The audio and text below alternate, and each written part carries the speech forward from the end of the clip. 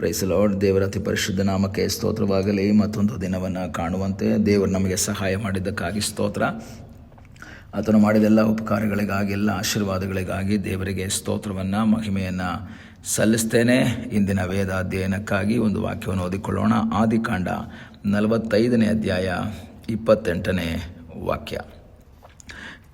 ಯಾಕೋಬನು ಚೇತರಿಸಿಕೊಂಡು, ಸಾಕು, ನನ್ನ ಮಗನಾದ ಯೋಸೇಫನು ಸಜೀವವಾಗಿದ್ದಾನೆ, ನಾನು ಸಾಯುವುದಕ್ಕಿಂತ ಮುಂಚೆ ಹೋಗಿ ಅವನನ್ನು ನೋಡುವೆನು ಅಂದನು. ಇಲ್ಲಿ ವಾಕ್ಯದಲ್ಲಿ ನಾವು ನೋಡುವಂಥ ಸಮಯದಲ್ಲಿ 37ನೇ ಅಧ್ಯಾಯದಲ್ಲಿ ಯೋಸೇಫನನ್ನು ಅಣ್ಣಂದಿರ ಕ್ಷೇಮ ಸಮಾಚಾರವನ್ನು ವಿಚಾರಿಸ್ಕೊಂಡು ಬರುವುದಕ್ಕಾಗಿ ಯಾಕೋಬ ಕಳಿಸ್ಕೊಡ್ತಾನೆ.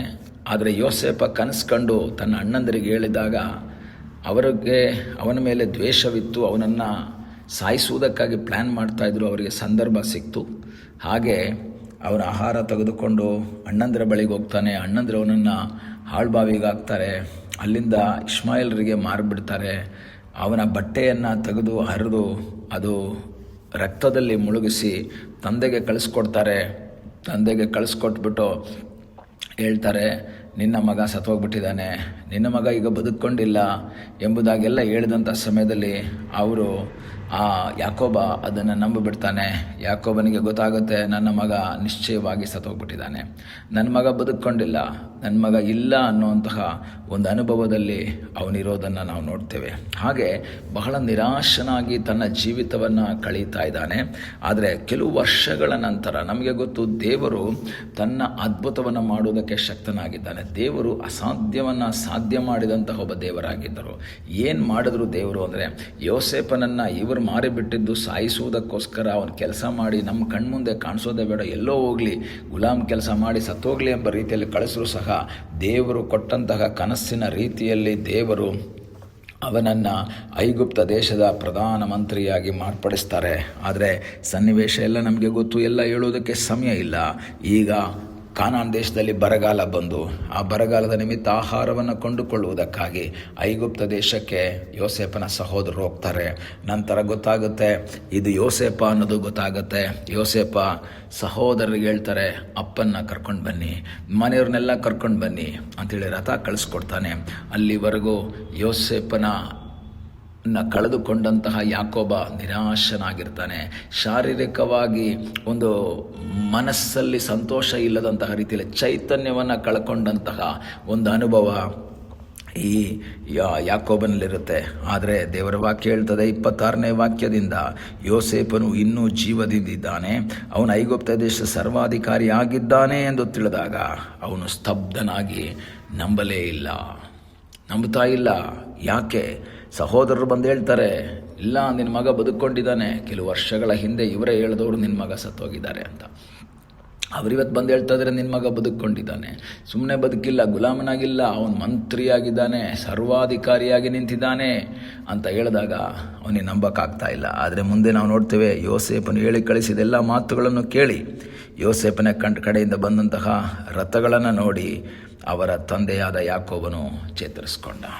ಪ್ರಿಯ ದೇವರ ಮಕ್ಕಳೇ, ನಿಮ್ಮ ಜೀವಿತದಲ್ಲಿ ಜನ ಹೇಳುವಂತಹ ಮಾತು, ಮನುಷ್ಯರ ಮಾತುಗಳು ಒಂದು ಕಾಲದಲ್ಲಿ ಒಂದು ಥರ ಇರುತ್ತೆ, ಇನ್ನೊಂದು ಸಮಯದಲ್ಲಿ ಇನ್ನೊಂದು ಥರ ಇರುತ್ತೆ.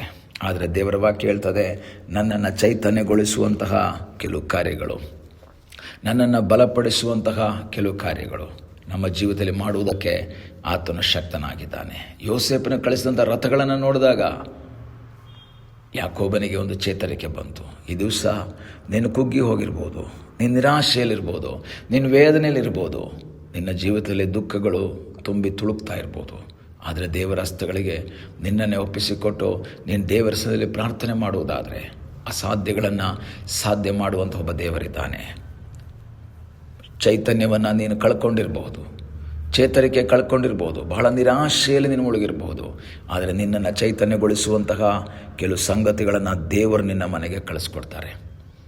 ಯಾಕೋಬನ ಮನೆಗೆ ಅವನನ್ನು ಚೈತರಿಸುವುದಕ್ಕಾಗಿ, ಅವನನ್ನು ಚೈತನ್ಯಗೊಳಿಸುವುದಕ್ಕಾಗಿ ಯೋಸೇಫನ ಮಾತುಗಳು, ಯೋಸೇಫನ ರಥ ಅವನ ಮನೆ ಮುಂದೆ ಬಂದು ನಿಂತಿದ್ರೆ ಇವತ್ತು ವೇದನೆಯಲ್ಲಿ ಕುಗ್ಗಿ ಹೋಗಿ ನಿರಾಶೆಯಾಗಿರುವಂತಹ ವ್ಯಕ್ತಿ ಜೀವಿತವೇ, ನೀನು ನಿರಾಶೆ ಆಗಬೇಡ, ನೀನು ಹೋಪ್ ಕಳ್ಕೊಬೇಡ, ನಿರೀಕ್ಷೆಯನ್ನು ಕಳ್ಕೊಬೇಡ.